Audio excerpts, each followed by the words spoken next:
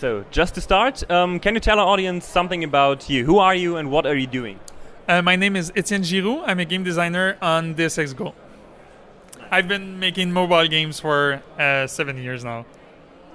So, Deus Ex is quite, I think it's a legacy in video games. And my question is the mobile platform capable of supporting such a legacy on those little small devices?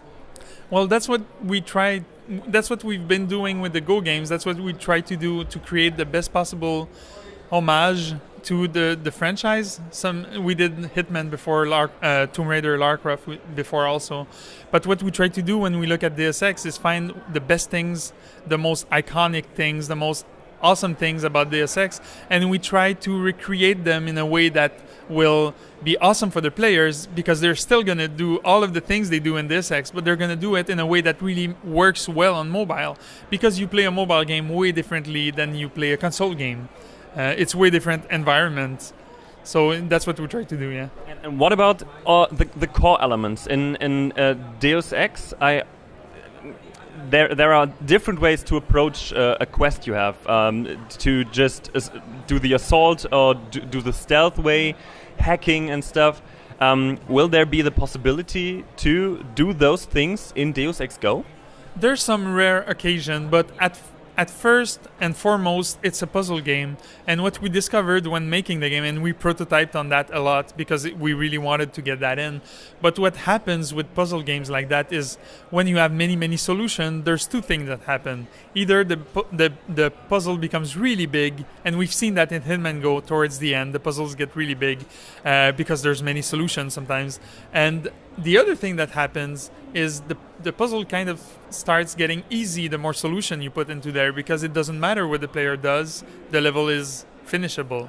So because of that, we had to go back towards a single solution kind of game, except that in different parts of the game, we have the opportunity to create a situation that's going to be different. Like in Deus Ex, you have parts like all you're going to do is hacking, no enemies. There's other parts where there's going to be a lot of enemies, but you don't kill any. And there's other levels where it's going to be a mix. So we kind of pay the homage to the franchise by bringing all of the little facets of Deus Ex, but in separate parts of the games. When I think about the peer group of Deus Ex Go, what would you say? I think there are the fanboys and girls that love the franchise, but do you even plan to get the casual players that don't know anything about Deus Ex into the game? And how do you achieve that? Yeah, absolutely. And this is something from the beginning that we really were counting on. We want to create a game that the fan will really love, because like they recognize Jensen, they recognize Miller and Vega and all of these characters.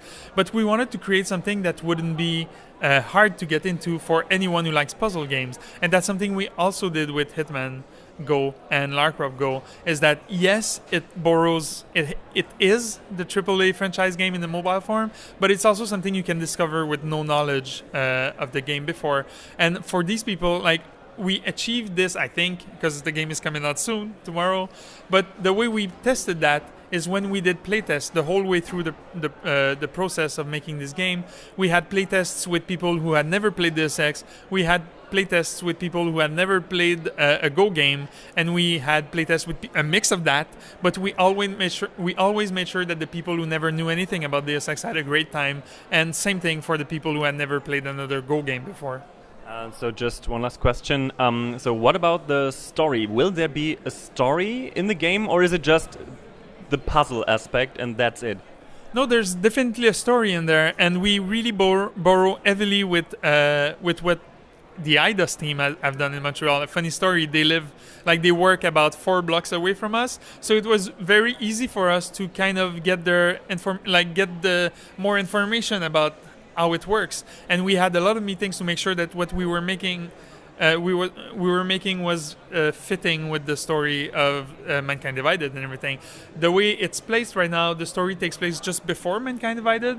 So Jensen is a soldier in the counter-terrorist unit, the Task Force 29, and he goes on a mission because there's a hostage situation in a billionaire's home, somebody who was making augmentations before the crash of human revolution, and they have to go save him. And from that, there's a big Deus Ex story with conspiracies and stuff like that happens. Yeah, I think that's it. Then thanks a lot, Thank and you. It's a pleasure. have a nice rest of the Gamescom. Yeah, you too. Thank you.